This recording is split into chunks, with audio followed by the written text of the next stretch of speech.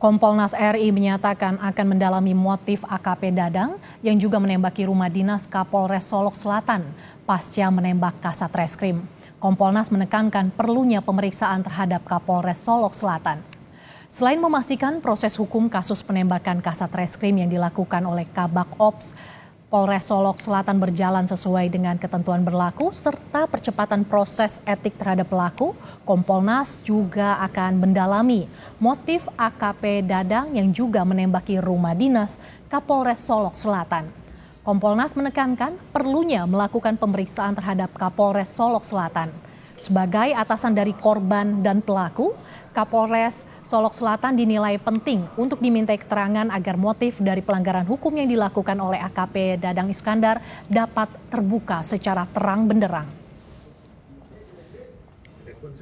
Saya juga heran, kenapa kok bisa sampai ke rumah Kapolres sampai nembak-nembak ini. Padahal beliau ini kan polisi aktif, anak buah langsung Kapolres, ya kan?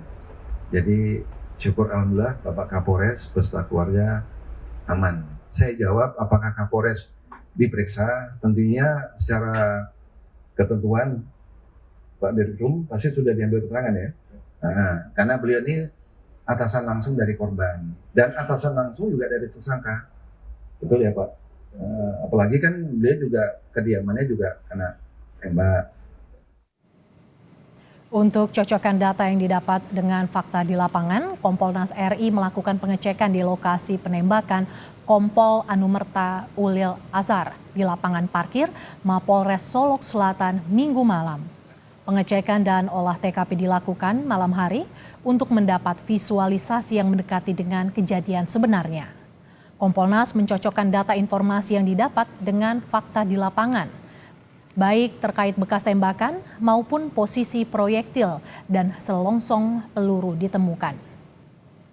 Kami kesini itu adalah mengecek on the spot, betul tidak piket reserse, anggota reserse, anggota provos, TKP, penembakan, barang bukti sudah kami cek semua, termasuk tadi penembakan di rumah Bapak Kapolres.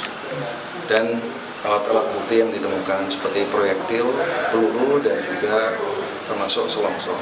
Kita udah cek semua. Jadi sesuai dengan yang sudah dilaporkan kepada kami. Terkait perkembangan terkini penyidikan kasus penembakan polisi di Solok, akan kita tanyakan langsung pada jurnalis Kompas TV, Rio Johannes, yang memantau pemeriksaan di Polda Sumatera Barat. Selamat siang Rio, Kompolnas mendorong pemeriksaan terhadap Kapolres Solok Selatan. Lalu bagaimana tanggapan dari penyidik dan akankah penyidik melakukan pemeriksaan terhadap Kapolres dan apa sudah ada jadwal pemeriksaannya Rio?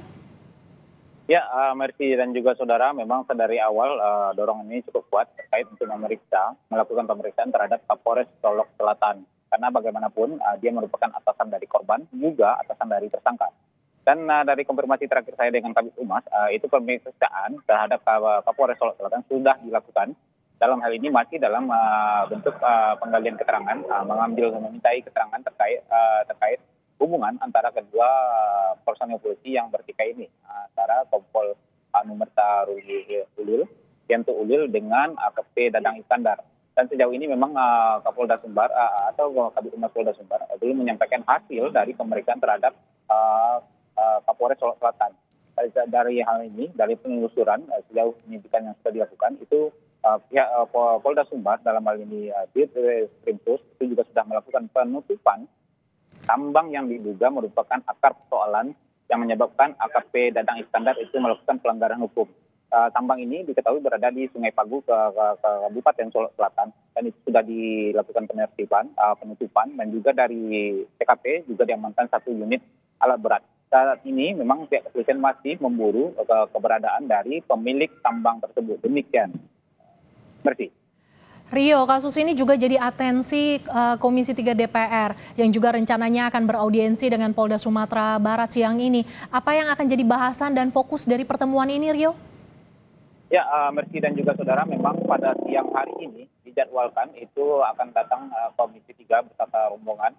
Dan di beberapa saat yang tadi itu sudah rombongan dari Polda Sumbar sudah bergerak ke Bandara Internasional Minangkabau untuk melakukan penjemputan rombongan dari Komisi 3 ini.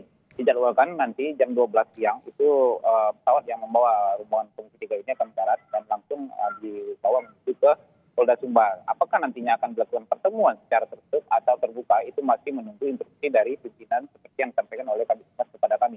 Dan untuk pembahasannya memang sejauh ini tentang perkembangan pengusutan kasus dan juga tentang proses penyelidikannya. Karena memang dari awal ini menjadi sorotan, ada beberapa yang menjadi catatan kenapa AKP Dadang saat dilakukan pemeriksaan itu tidak diborgol dan juga bisa merokok. Dan ini yang juga jadi akan menjadi bahasan di dalam pertemuan nanti. Dan dari informasi yang saya dapat dari Kabid Humas, agenda kegiatan Komisi 3 ini hanya di Mapolda Sumbar.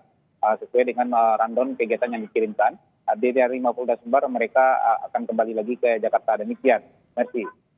Kasus penembakan polisi untuk mendalaminya Komisi 3 DPR akan beraudiensi dengan Polda Sumatera Barat. Terima kasih jurnalis Kompas TV Rio Janes yang melaporkan langsung dari Mapolda Sumatera Barat.